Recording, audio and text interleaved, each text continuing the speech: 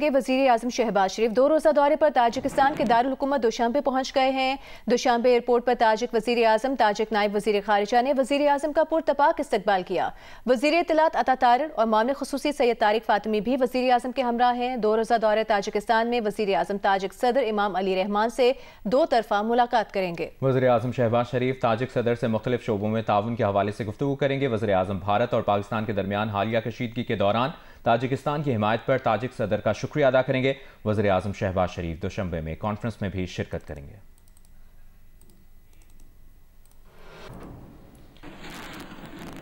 وزیر اعظم شہباز شریف نے کہا ہے کہ آذربائیجان سے دفاع، تعلیم، صحت اور دیگر شعبوں میں تعاون بڑھایا جائے گا۔ تجارت، سرمایہ کاری سمیت مختلف شعبوں میں تعاون کو نئی شکل دیں گے۔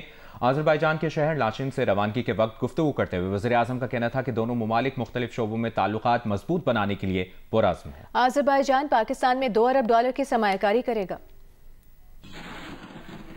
Under the dynamic leadership of President Ilham Aliyev, Azerbaijan has been completely transformed, and we have discussed joint cooperation in the field of trade, commerce, investments, and as you know, yesterday President Ilham Aliyev again reiterated his commitment to invest $2 billion in Pakistan, and we are ready for this investment for mutual benefits, inshallah. And then we are going to have more coordination in commerce, in defense cooperation, and education, health, and many other areas. آگے بڑھتے ہیں، آپ کو بتاتے ہیں 190 million pound case میں پیش رفت ہوئی ہے۔ اسلام آباد ہائی کورٹ نے کیس 5 جون سماعت کے لیے مقرر کر دیا ہے۔ بانی پی T I Bushra be be کی سزا معطلی کی درخواستیں سماعت کے لیے مقرر کر دی گئی ہیں۔ قائم مقام چیف جسٹس سرفراز ڈوگر اور جسٹس محمد آصف سماعت کریں گے۔ گزشتہ ہفتے پی ٹی آئی قیادت نے کیس مقرر کرنے کی استدعا کی تھی۔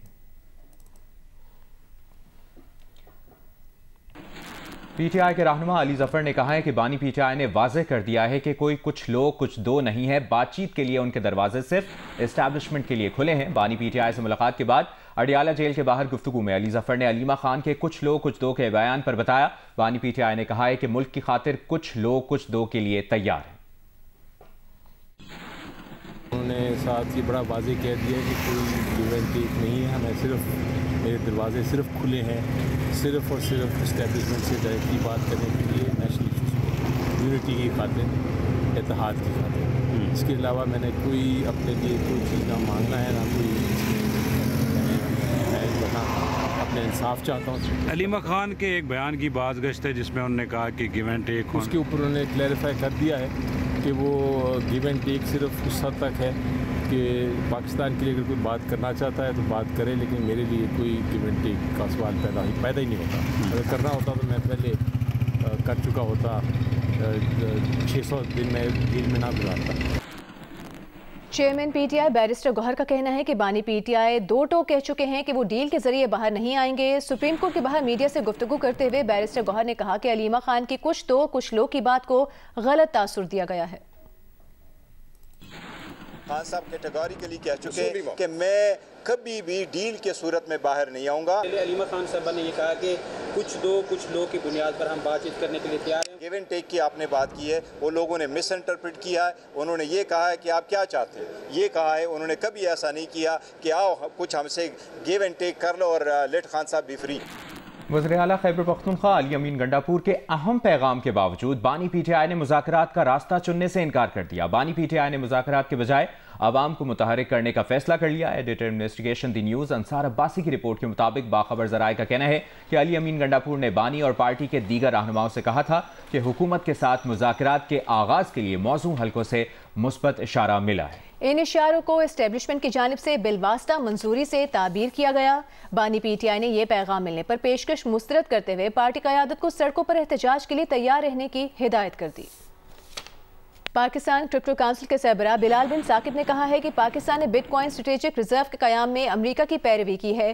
پاکستان کرپٹو ریگولیٹری پالیسیوں کو اپنا رہا ہے. لاس ویگس میں خطاب کرتے ہوئے بلال بن ثاقب نے کہا کہ پاکستان حکومت بٹ کوائن اسٹریٹجک ریزرو قائم کر رہی ہے. پاکستان نے کرپٹو کو قانونی کرنسی نہ بنانے کا موقف تبدیل کر لیا ہے. پاکستان نے غیر ملکی سرمایہ کاری کو راغب کرنے کے لیے نیشنل کرپٹو کونسل قائم کی ہے.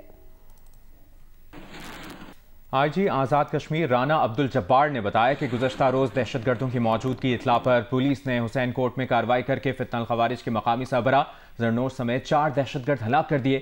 دہشت گردوں کے دستی بم حملے اور فائرنگ کے تبادلے میں 2 پولیس اہلکار شہید اور 5 زخمی بھی ہوئے. آئی جی آزاد کشمیر کا کہنا تھا کہ افغانستان فرار دہشت گرد ڈاکٹر عبدالرؤف اور غازی شہزاد دشمن ملک کی پراکسی بنے ہوئے ہیں. آزاد کشمیر میں دہشت گردی کے لیے افغان سرزمین استعمال ہونے کے شواہد افغان حکومت کو دیں گے.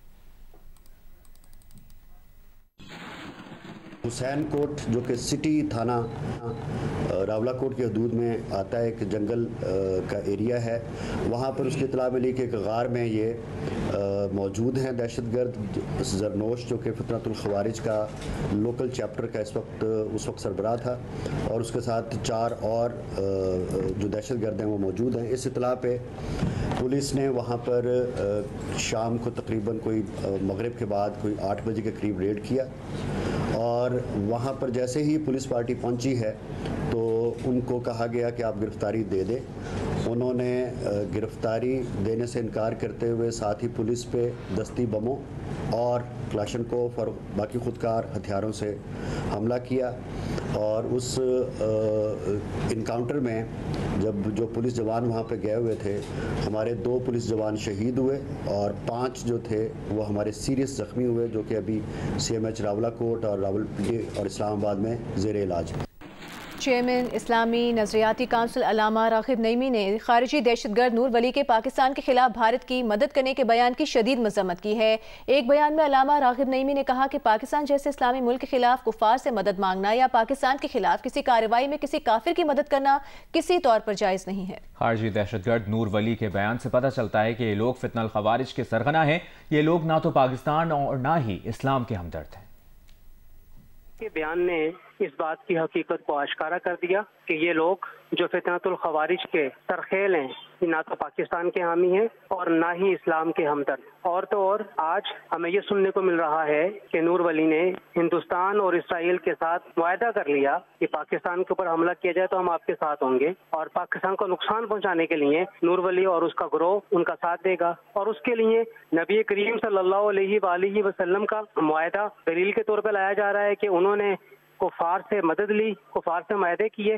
جو کفار سے معاہدے کیے تھے وہ کفار کو شکست دینے کے لیے کیے گئے تھے، اور یہاں پہ پاکستان جو اسلامی ملک ہے اس اسلامی ملک کو تباہ و برباد کرنے کے لیے اور اس کو شکست دینے کے لیے نور ولی ہندوستان کے ساتھ جو کفر کا ملک ہے، کافی کافرانہ ملک ہے، ان کے ساتھ اور اسرائیلیوں کے ساتھ وہ اتحاد کر رہے ہیں، اتفاق کر رہے ہیں، اکٹھے بیٹھ رہے ہیں. یہ کسی بھی طور پر نہ تو جائز ہے نہ روا ہے. اور میں یہ سمجھتا ہوں اس موقع کے اوپر جو افغانستان کی حکومت ہے انہوں نے بہت صحیح سٹانس لیا ہے کہ پاکستان کے اوپر نہ تو کوئی گروہ حملہ کرے گا اور نہ پاکستان کے ساتھ کسی بھی قسم کا جہاد ہے.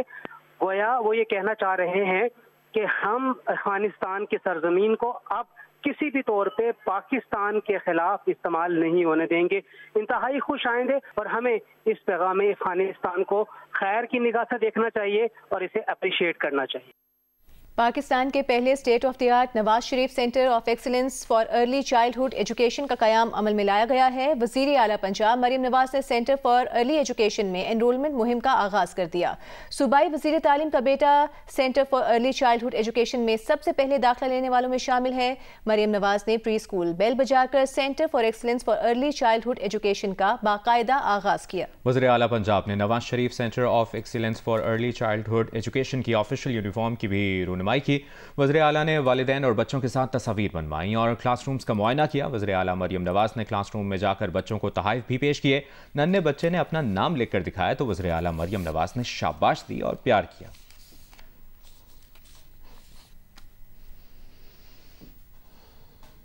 وزیر اعلیٰ سندھ مراد علی شاہ نے کہا ہے کہ سندھ کا آنے والا بجٹ ایک مشکل بجٹ ہوگا۔ سندھ حکومت اب تک سیلاب کے اثرات سے نمٹنے کا کام کر رہی ہے۔ لوڈ شیڈنگ بڑا مسئلہ ہے، وفاق سے بات کر رہے ہیں کہ ہیسکو کو ٹیک اوور کیا جائے، بجلی کے اداروں کو ٹیک اوور کر کے پبلک پرائیویٹ پارٹنرشپ میں چلائیں گے۔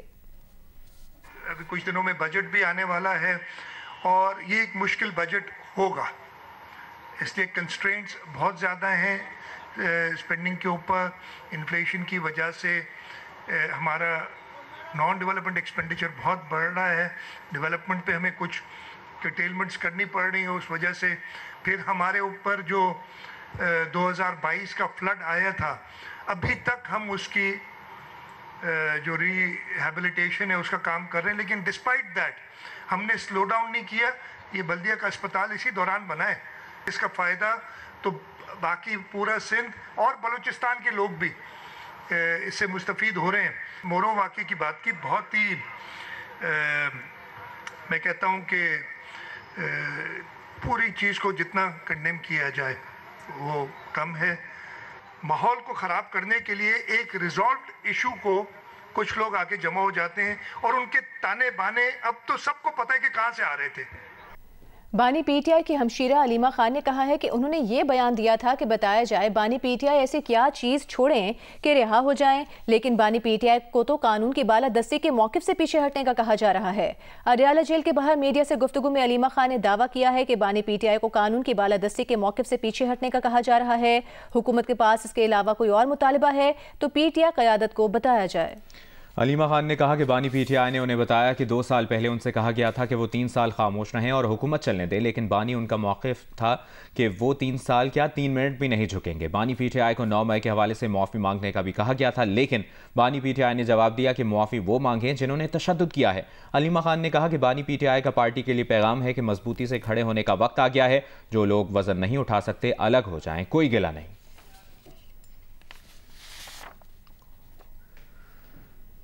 ایم کیو ایم لندن سے تعلق رکھنے والا جاوید عرف لنگڑا نئی دلی میں انتقال کر گیا۔ وہ کراچی میں 1992 میں ہونے والے آپریشن کے دوران بھارت فرار ہو گیا تھا۔